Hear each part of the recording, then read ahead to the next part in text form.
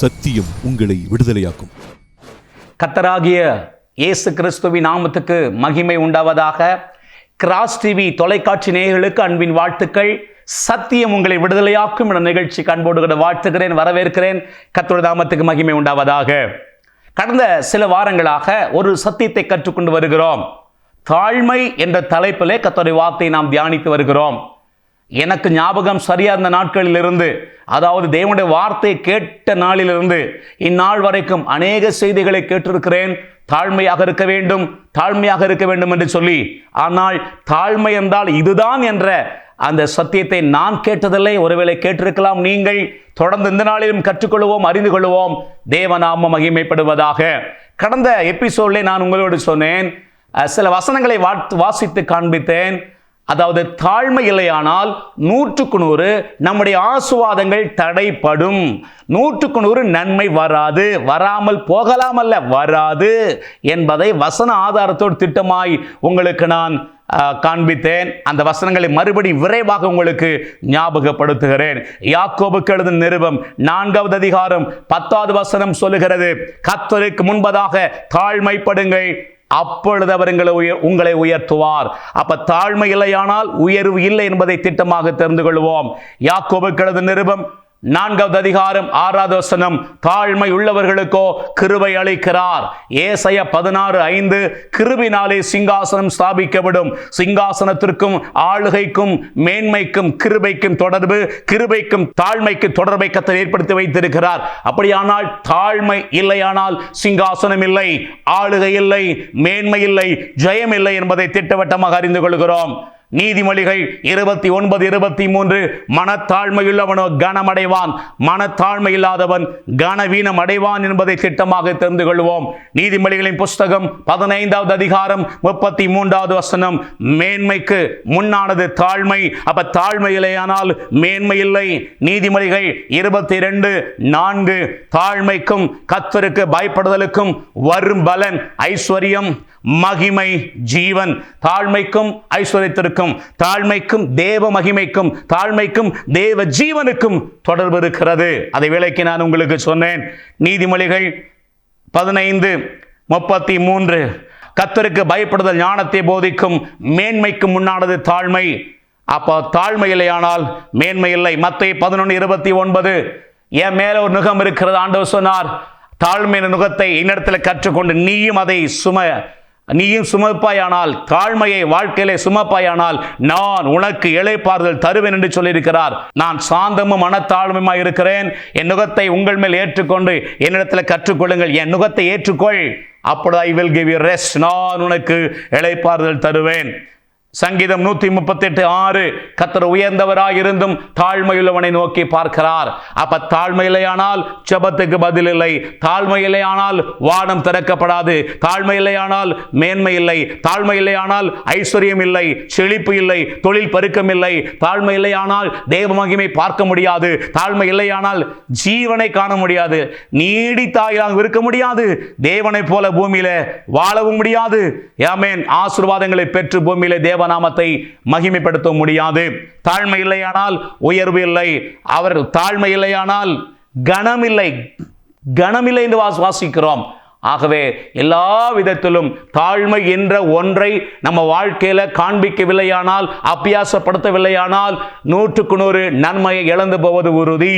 அநேகர் கேட்கிறார்கள், நான் என்ன தவறு செய்தேன்? நான் சரியாகத்தான் இருக்கிறேன், உண்மையா நேசிக்கிறேன், தேவ ஆலயத்தை கடன் சொல்லுகிறேன், ஊழியம் செய்கிறேன், காணிக்க கொடுக்கிறேன், உண்மையாய் ஆலயத்தை நான் கர்த்தருக்காக வாழுகிறேன். ஓகே, ஆனால் தாழ்மை என்ற ஒன்றை நீங்கள் அபியாசப்படுத்தவில்லையானால், காணப்படவில்லையானால் 100% நன்மைகளை இழந்து போவது உறுதி.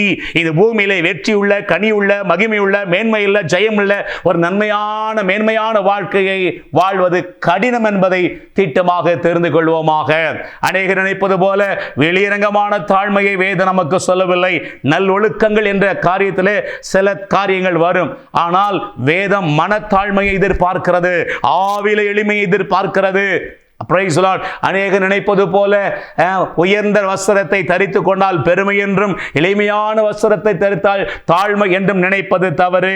மீசையும் தாடியும் அது எடுப்பது தவறல்ல, ஆனால் எடுத்தால் தான் தாழ்மை என்பது தவறு. மீசையும் தாடி வைத்த பெருமை, மீசை இல்லாமல் இருந்தால் தாழ்மை என்பது தவறு. ஒயிட் அண்ட் ஒயிட் போடுவது தவறல்ல, ஆனால் ஒயிட் அண்ட் ஒயிட் போட்டாதான் தாழ்மை என்பது தவறு. முடியை நீங்க எவ்வளவு வேணாலும் கட் பண்ணி வச்சுக்கோங்க, ஆனால் முடி இவ்வளவுதான் இருந்தா இருக்கணும். ஒரு ஊழியக்காரனுக்கு முடி இவ்வளவுதான் இருக்கணும் என்று சொன்னால் அதுதான் தாழ்மை என்றால் அது தவறு. நல்ல ஜிப்பா போடுங்க, எப்படி வேணாலும் ஜிப்பா போடுங்க, ஆனா கழுத்துல காலர் இருக்கக்கூடாது. அது கட்டிங் காலர் இருந்தாதான் அது தாழ்மை என்றால் அது தவறு. அன்பு தேவ ஜனமே, இப்படி பலவிதமான மாய்மாலமான தாழ்மைக்குள் ஜனங்கள் வாழ்ந்து கொண்டிருக்கிறார்கள்.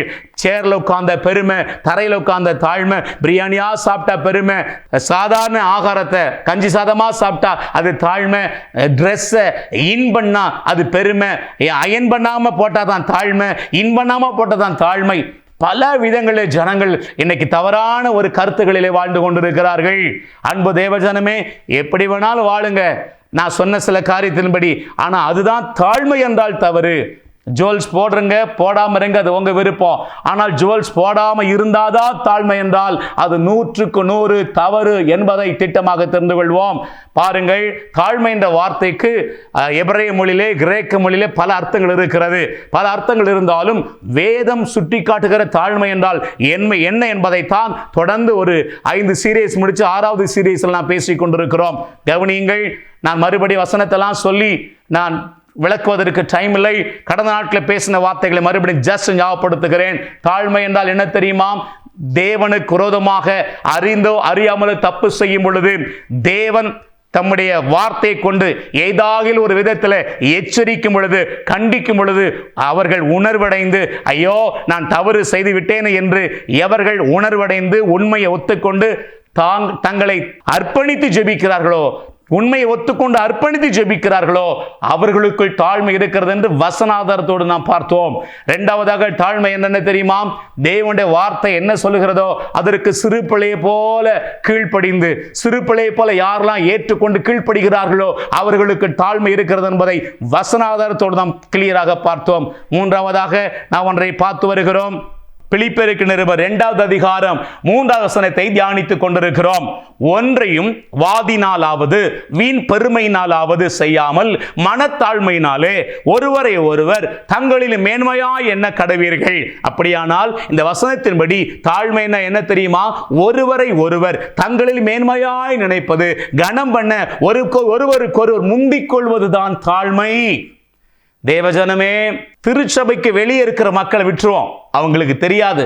ஆனால் தேவனை, ஆண்டவராக இயேசுதான் ஆண்டவர் என்று இரட்சகர் என்று ஏற்றுக்கொண்ட தேவ ஜனங்களுக்குள், திருச்சபைகளுக்குள், கிறிஸ்தவ ஆமென் தேவ மக்களுக்குள் இன்றைக்கு இந்த தாழ்மை காணப்படவில்லையே.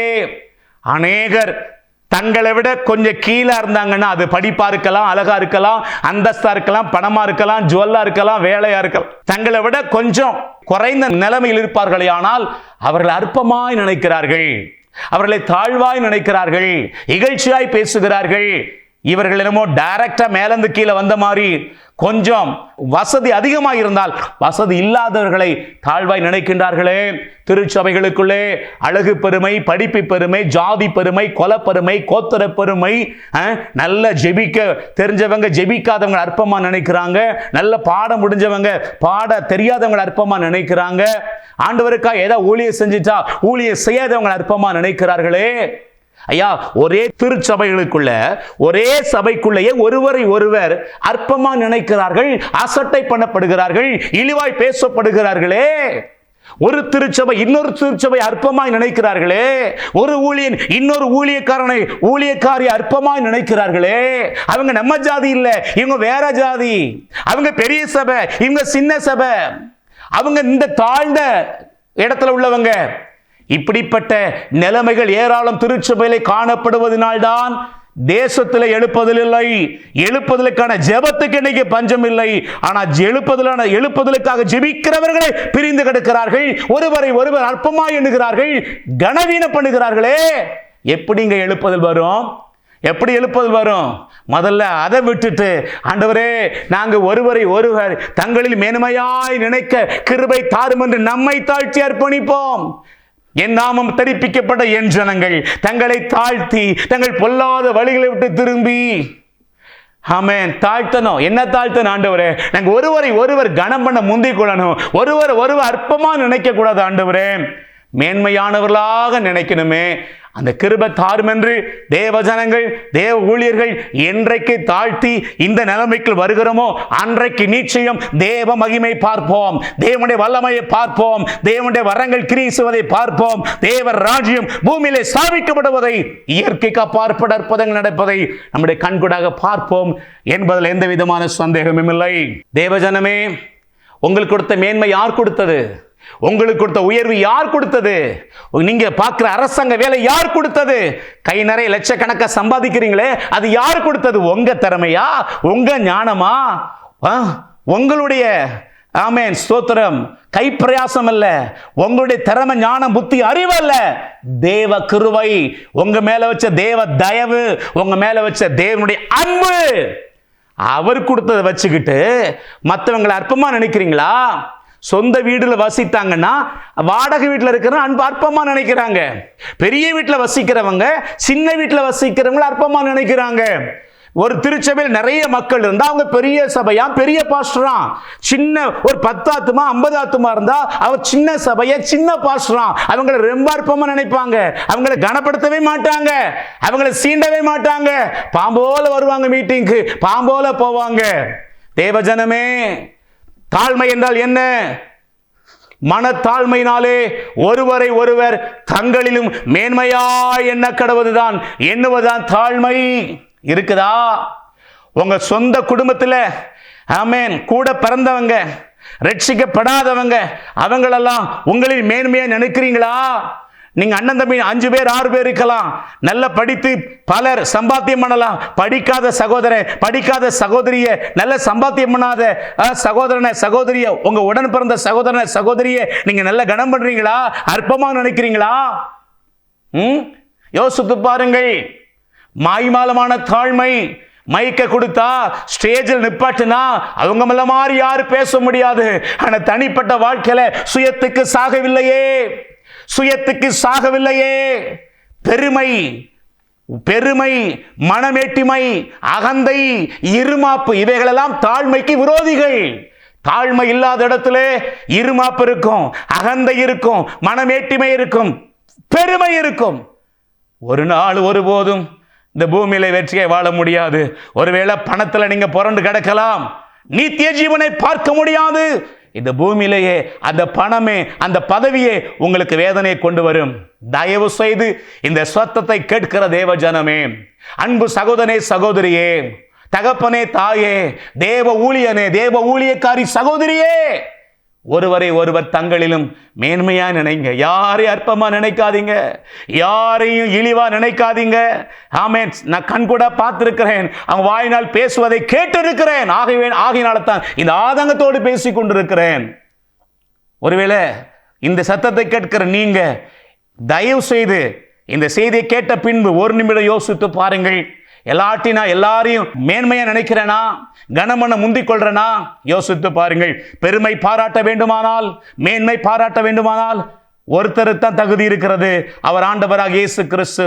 அந்த இயேசு கிறிஸ்துவே தேவனுக்கு சமமாக இருப்பதை கொள்ளையாடின பொல்லாக எண்ணாமல் தம்மை தாமே வெறுமையாக்கி அடிமையின் ரூபம் எடுத்து சிலுவையின் மரண வரைந்தும் கீழ்ப்படிந்தவராகி தம்மை தாழ்த்தினாரே. மனிதனை மீட்பதற்காக தேவனுக்கு சமமாக இருந்தவர் சிங்காசனத்தை உதறி விட்டாரே, கிரீடத்தை தூக்கி வைத்து விட்டு தரைக்கு இறங்கி வந்தாரே. அவர் மேன்மை பாராட்ட தகுதி உண்டு. உங்களுக்கும் எனக்கு என்ன தகுதி இருக்கிறது? அத்தனையும் தேவ கிருபை. உங்களுக்கு இருப்பது, இனி வரப்போகிறது எல்லாமே தேவ கிருபை. இதை வைத்துக் கொண்டு மனமேட்டிமையில் வாழ்ந்து கொண்டிராதிருங்கள். தாழ்மையினாலே எல்லாரையும் மேன்மையை நினைத்துக் கொள்ளுங்கள்.